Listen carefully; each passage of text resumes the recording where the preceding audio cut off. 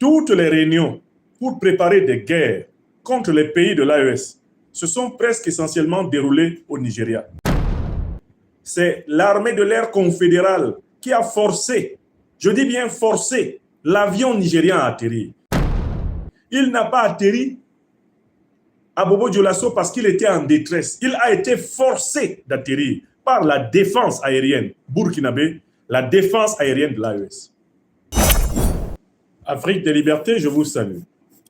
Je voudrais, pendant quelques minutes ce soir, sur ces 3 plateformes, Facebook, YouTube et TikTok, vous dire pourquoi, à titre personnel, en raison de mon analyse du comportement politique de la République fédérale du Nigeria, je ne crois pas du tout aux excuses qui ont été présentées par le ministre des Affaires étrangères du Nigeria, Youssouf Tougar, aux autorités de la patrie bien-aimée du Burkina Faso, à la tête desquelles son Excellence le président du Faso, le capitaine Ibrahim Traoré.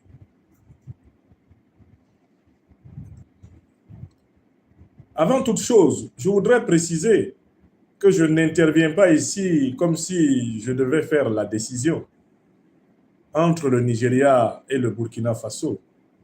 Je ne me situe pas au niveau de la prise de décision. Je me situe au niveau de l'analyse politique, de l'analyse géopolitique et géostratégique. Et j'apporte simplement ici mes modestes lumières à la compréhension réelle de la situation du Nigeria face à la dynamique panafricaniste révolutionnaire de l'Alliance des États du Sahel. J'affirme que les excuses présentées par le Nigeria ne sont pas sincères et que ces excuses ne remettent pas en cause la posture agressive, néocolonialiste, impérialiste, la posture de traîtrise adoptée par les dirigeants nigérians envers l'Alliance des États du Sahel. Je vais l'expliquer en 4 arguments. Je dis bien 4 arguments en vertu desquels, personnellement, je ne crois pas aux excuses du Nigeria. Peu importe d'ailleurs la décision que prendront les autorités souveraines du Burkina Faso, les autorités souveraines de la Confédération de l'Alliance des États du Sahel. Ce sont elles qui décident. Mais peu importe la décision qu'elles prendront, mon point de vue ici ne porte pas sur leur décision. Je ne prétends même pas pouvoir influencer cette décision, mais mon point de vue porte sur l'analyse factuelle de la nature de la démarche du gouvernement nigérien face à l'Alliance des États du Sahel. Premièrement, je ne crois pas en la sincérité des excuses du gouvernement nigérien de Tinubu parce que depuis pratiquement 2022, avec l'avènement de la révolution malienne, le gouvernement du Nigeria, à l'intérieur de la CEDEAO, a toujours reproduit les positions agressives et offensives du néocolonialisme français et de l'impérialisme occidental contre le Mali, le Burkina Faso et le Niger. Est-ce que vous voulez bien noter le premier argument? Le Nigeria s'est toujours comporté en exécutant des ordres du néocolonialisme français et de l'impérialisme occidental contre les pays africains qui se battent authentiquement pour leur souveraineté. D'ailleurs, c'est à ce titre que le Nigeria a participé au sabotage de la monnaie souveraine ouest-africaine ECO, qui n'était pas supposée repasser sous le contrôle de la puissance néocolonialiste française. Ça, c'est le premier argument. Étudier les prises de position du Nigeria dans toutes les situations où les néocolonialistes français, les impérialistes européens, occidentaux en général, voulaient punir le Mali, le Burkina Faso et le Niger. Vous vous rendrez compte que systématiquement, le Nigeria était du côté de la punition. Toutes les réunions pour préparer des guerres contre les pays de l'AES se sont presque essentiellement déroulées au Nigeria. et parfois à l'époque de Nana Akufo-Addo à Accra au Ghana. Il ne faut pas qu'on l'oublie. Deuxième argument, en vertu duquel je ne crois pas aux excuses du Nigeria, c'est l'attitude du Nigeria dans la lutte contre les terroristes. Le Nigeria a à sa tête des dirigeants qui refusent de nommer clairement l'ennemi, c'est-à-dire d'identifier dans les terroristes d'Al-Qaïda et de l'État islamique les mercenaires qu'ils sont de l'OTAN. Al-Qaïda et l'État islamique sont deux organisations de mercenaires terroristes qui ont été créées par les services de renseignement occidentaux, américains, et avec leurs alliés occidentaux et moyen-orientaux, leurs alliés européens et moyen-orientaux. Le Nigeria n'a jamais tiré toutes les conséquences de ce fait que Al-Qaïda et l'État islamique, sévissant notamment au Nigeria sous le nom de Boko Haram, ne sont rien d'autre que les mercenaires de l'Occident. Le Nigeria continue à laisser des officiers supérieurs de l'OTAN siéger dans les instances qui organisent la lutte antiterroriste au Nigeria. Ce qui est le deuxième argument, l'inconséquence des dirigeants nigérians dans la lutte antiterroriste. On ne peut pas combattre le terrorisme en s'appuyant sur les puissances qui ont créé les organisations terroristes, sur les puissances qui financent les organisations terroristes, sur les puissances qui arment les organisations terroristes. Voilà la deuxième raison pour laquelle je ne crois pas en Youssouf Tougar. Je ne crois pas non plus au patron de Youssouf Tougar, bien sûr, le président nigérian Adebola Tinubu, alias Sleepy Tinubu. Est-ce que vous avez noté mon deuxième argument? La duplicité des dirigeants nigérians, la lâcheté des dirigeants nigérians dans la lutte antiterroriste au Nigeria fait qu'ils sont complices de ceux qui attaquent leur propre peuple. D'un côté, le Nigeria prétend combattre le terrorisme et de l'autre côté, la haute hiérarchie militaire et politique nigériane est en complicité avec les puissances occidentales qui, précisément, ont créé, qui arment, qui financent et qui médiatisent les organisations terroristes. L'élite politique nigériane est coupable de haute trahison envers le peuple nigérien, car elle est dans la duplicité. Elle est à la fois du côté de ceux qui arment les terroristes, qui financent les terroristes, de ceux qui permettent la prospérité du terrorisme en Afrique de l'Ouest et qui, de l'autre côté, font semblant de le combattre. C'est la deuxième raison pour laquelle je ne crois pas aux excuses de Youssouf Tougar. Je donne maintenant une troisième raison. C'est la situation délicate dans laquelle se trouve l'actuel président nigérian, Adebola Tinubu, envers les puissances occidentales et notamment les États-Unis. Il est de notoriété qu'Adebola Tinubu est tenu par les dirigeants américains parce qu'il traîne aux États-Unis deux scandales contre lui. Un scandale de fraude au diplôme et un scandale de narcotrafic. Les États-Unis ont sous la main, sous le coude, des dossiers qui leur permettent de tenir et de faire chanter Tinubu. En raison de ces deux dossiers, qui sont de notoriété, les moyens de pression utilisés par la grande puissance de l'Occident, les États-Unis, pour tenir Tinubu, celui-ci est l'exécutant de tous les plans de déstabilisation de l'Occident en Afrique.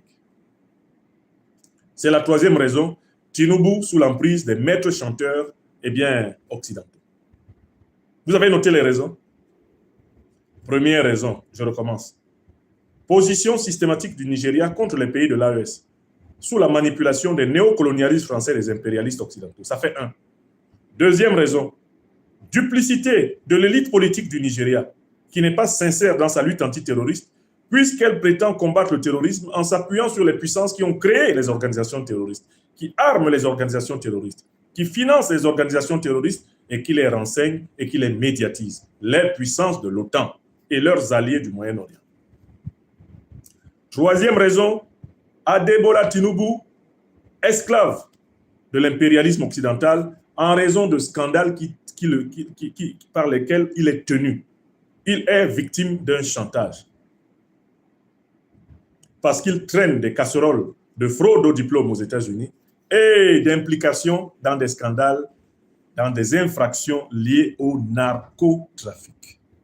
Maintenant, je viens à la quatrième raison pour laquelle je ne crois pas aux excuses présentées par le Nigeria au Burkina Faso, par le gouvernement nigérien au Burkina Faso.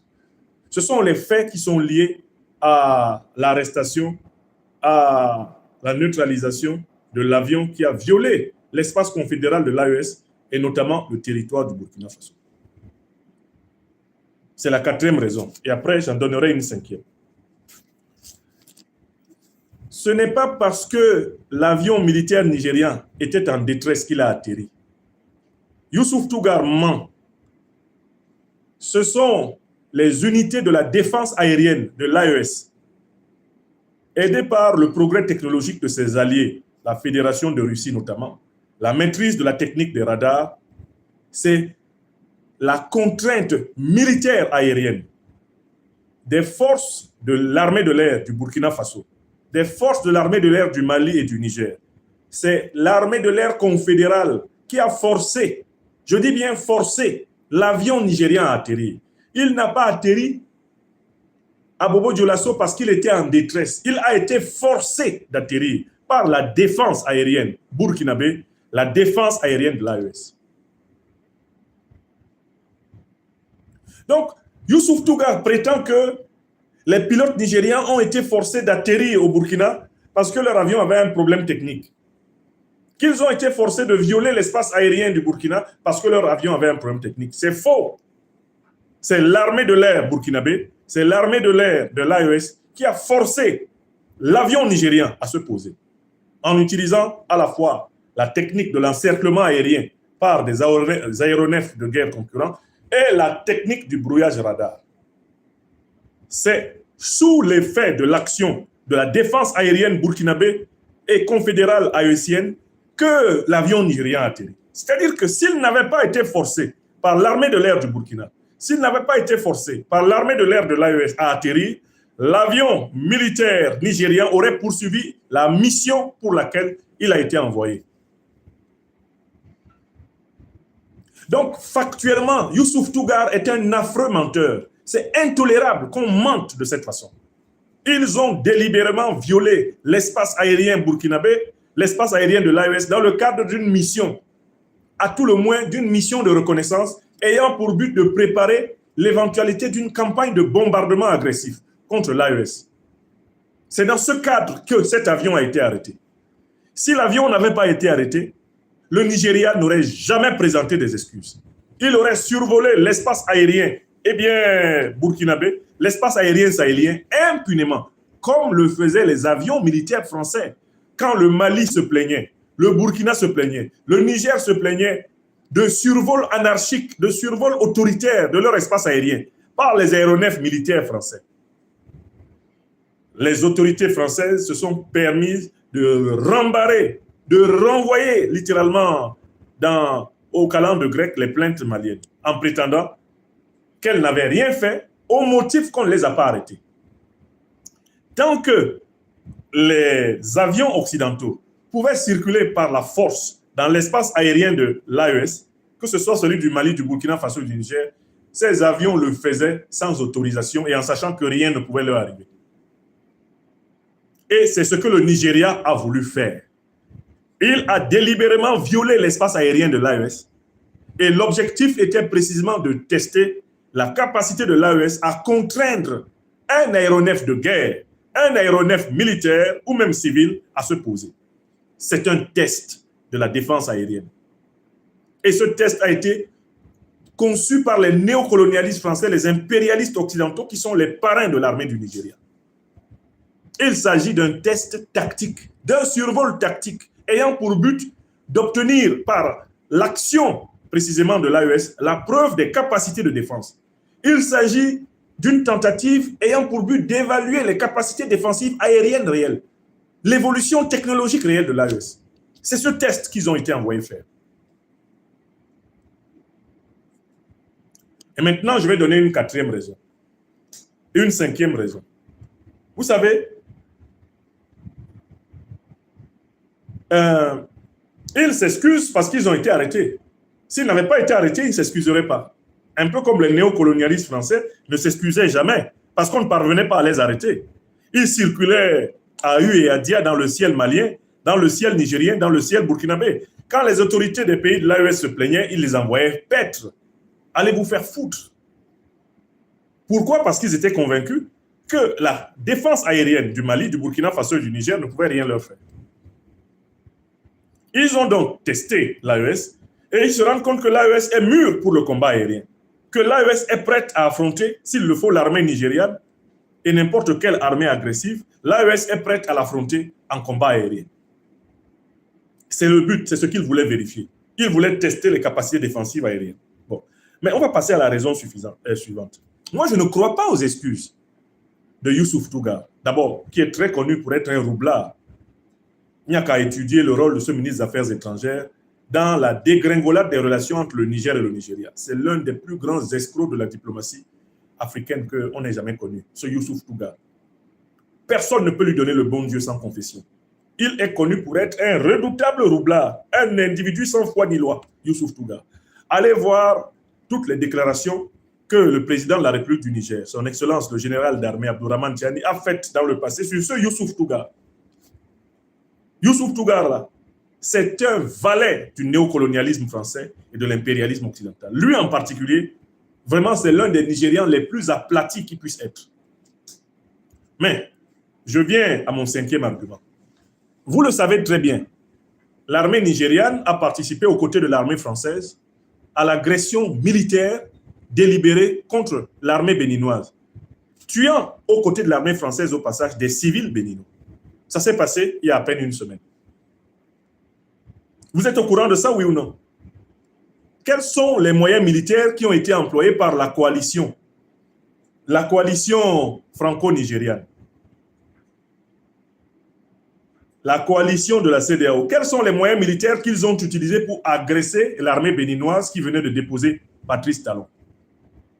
Est-ce que vous vous souvenez de quels moyens militaires le Nigeria, la France, la CEDEAO ont utilisé pour faire reculer les patriotes progressistes révolutionnaires de l'armée béninoise qui avaient mis fin pratiquement au règne complètement néocolonisé, au règne du vassal Talon?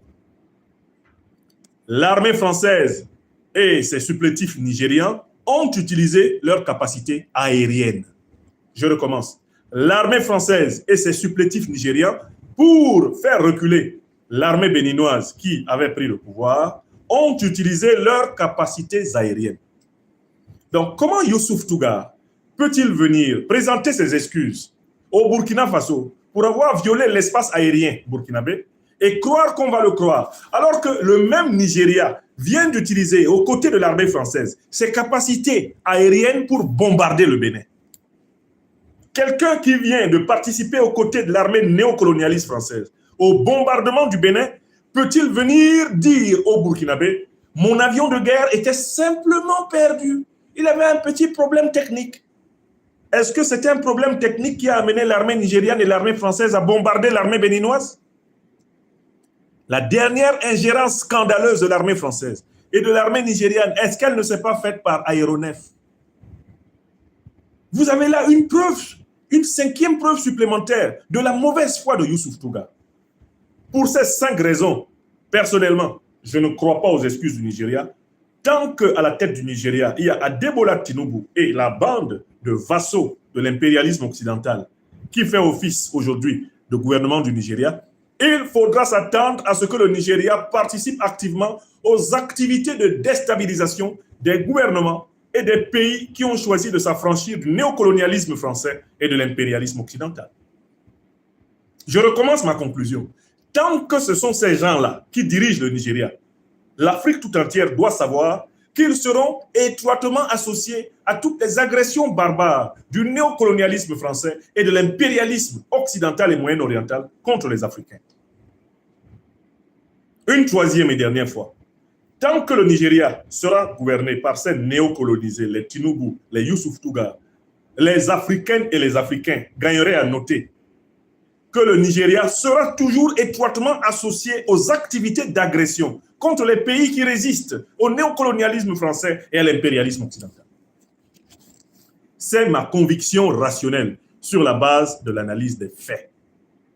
C'est ma conviction rationnelle sur la base de l'analyse des faits. Alors, nos autorités au Sahel ce sont elles qui prennent les décisions en fonction des options tactiques et stratégiques qui sont sur leur table. Moi, je ne possède pas toutes les informations qu'elles possèdent et je ne maîtrise pas toutes leurs options tactiques et stratégiques. Je me contente de juger à partir des éléments d'appréciation qui tombent sur ma main. Et c'est sur cette base que, pour ma part, je ne crois pas aux excuses du Nigeria. Que les militaires nigérians finalement soient libérés, que l'avion soit restitué ou pas, je ne croirai jamais aux excuses du Nigeria. Parce que les éléments d'appréciation que j'ai sous la main plaident pour la duplicité, la félonie, la lâcheté, le cynisme et la trahison de l'actuel gouvernement nigérian envers le peuple africain. Maintenant, en fonction des priorités, en fonction de ce qui pour elles est le plus important, les autorités sahéliennes vont prendre des décisions. C'est leur responsabilité de décider. Elles peuvent décider de libérer l'avion nigérian et de renvoyer les pilotes nigérians dans leur pays. Ça fait partie du domaine de souveraineté des autorités. Ce sont elles qui décident. Mais jamais, ça ne va entraîner la conséquence qu'on se mette à croire que Youssouf Tougar est venu à Ouagadougou dire la vérité. Youssouf Tougar n'est pas véridique. Tinubu n'est pas véridique. N'y croyez pas. Moi, je n'y crois pas. Et c'est ce que je voulais dire en donnant 5 arguments. Tout le monde les a notés. 5.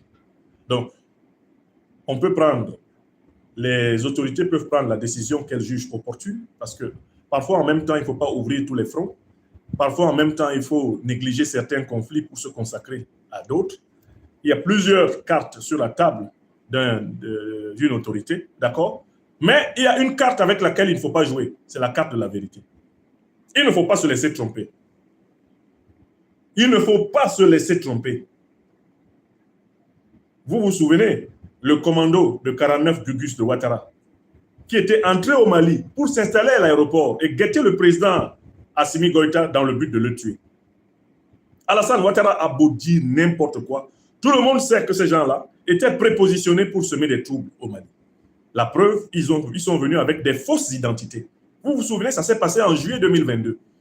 Le Mali les a gardés en prison jusqu'à ce qu'Alassane Ouattara soit obligé de reconnaître qu'il avait fauté. Mais Alassane Ouattara n'a jamais entièrement reconnu les raisons pour lesquelles il les avait introduits au Mali, qui étaient en réalité d'être des cellules dormantes pour attaquer le régime du président Assimi Goïta au moment où il serait le plus distrait.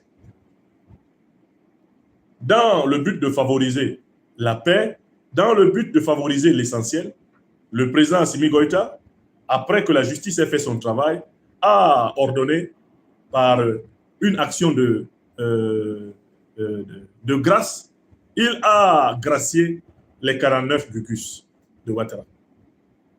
Ça n'a pas empêché le même Ouattara d'introduire une douzaine de Gugus au Togo dans le but de zigouiller le président Faure Gnassingbé parce que celui-ci s'est rapproché de l'AES et de la Fédération de Russie. Vous voyez comment Ouattara ne change pas sa manière inimitable de s'asseoir? Il ne changera jamais sa manière inimitable de s'asseoir. Hein?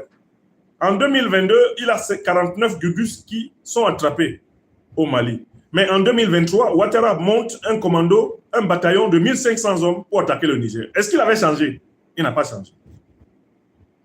Et en 2025, Ouattara envoie des officiers des forces spéciales devenir des cellules dormantes au Togo pour frapper le régime de Faure Gnassingbé parce que ce régime est solidaire des pays de l'AES et s'est rapproché de la Fédération de Russie, ce qui énerve les maîtres français de Ouattara.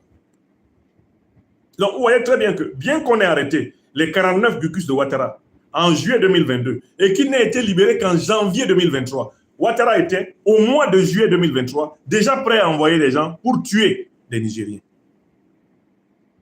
En 2025, il est toujours prêt à envoyer des gens pour tuer au Togo. Donc, ce n'est pas parce que Youssouf Tougar vient parler une langue doucereuse qu'il faut oublier que c'est une langue de vipère. Une grosse langue de vipère. Youssouf Tougar, le ministre nigérian des Affaires étrangères. Gare à celui qui le croit. Quelle que soit la décision que les hautes autorités sahéliennes vont prendre, il ne faut surtout pas succomber au charme de la prétendue vérité qui sortirait de la bouche de Youssouf Tougar. Ça, c'est la moindre des choses pour faire respecter notre intelligence, il ne faut pas donner l'impression au menteur qu'il a réussi. Il faut lui dire, c'est une violation de notre espace et ceci fait partie des actions agressives auxquelles vous êtes associés depuis au moins 2022 contre les pays de notre alliance. Il faut rappeler au Nigeria que les observateurs savent qu'il est en guerre. Il est en guerre, lui, le régime nigérian, il est en guerre contre l'AES. Il est en guerre contre l'AES dans le cadre de la CEDEAO parce que c'est ce qui lui est demandé par les néocolonialistes français. C'est ce qui lui est demandé par les impérialistes occidentaux. Harceler l'AES. Voilà la vérité. Voilà la vérité. Voilà la stricte vérité. Voilà. Et c'est ce que je voulais partager avec vous. Donc, pour ma part, bon, imaginons que les autorités burkinabées décident de laisser partir l'avion et les 11 mercenaires nigérians, les 11 espions nigérians. Ça ne change pas le fait qu'ils étaient en effet venus dans une mission d'agression. Ils ne sont pas venus à la suite d'une panne technique. Tougar veut donner encore l'impression qu'ils ont atterri par hasard au Burkina. Ils n'avaient pas le choix. Non! C'est l'armée de l'air du Burkina qui les a forcés. Et par conséquent, les excuses qui sont basées sur le mensonge ne sont pas vraies. Il ne faut pas croire en quelqu'un qui vous demande des excuses sans reconnaître la vérité. Je vous remercie infiniment de partager cette mise au point en termes d'analyse géopolitique et géostratégique. Ne pas laisser notre vigilance se laisser caresser par les mensonges de Youssouf Tougar et de son maître, le Sleepy Joe Tinubu. S'il vous plaît. Toutes les décisions peuvent être prises, mais surtout pas laisser le narratif de ces gens-là s'imposer dans la presse sahélienne. Parce que ce qu'ils sont en train de faire, c'est qu'ils veulent imposer à la presse sahélienne et à l'opinion sahélienne l'idée que leur aéronef était là par hasard. Ça, c'est une insulte à l'intelligence africaine. C'est une insulte à l'intelligence panafricaine. C'est une insulte à ceux qui analysent les questions géopolitiques et géostratégiques. Vous comprenez? N'acceptons pas les insultes à notre intelligence.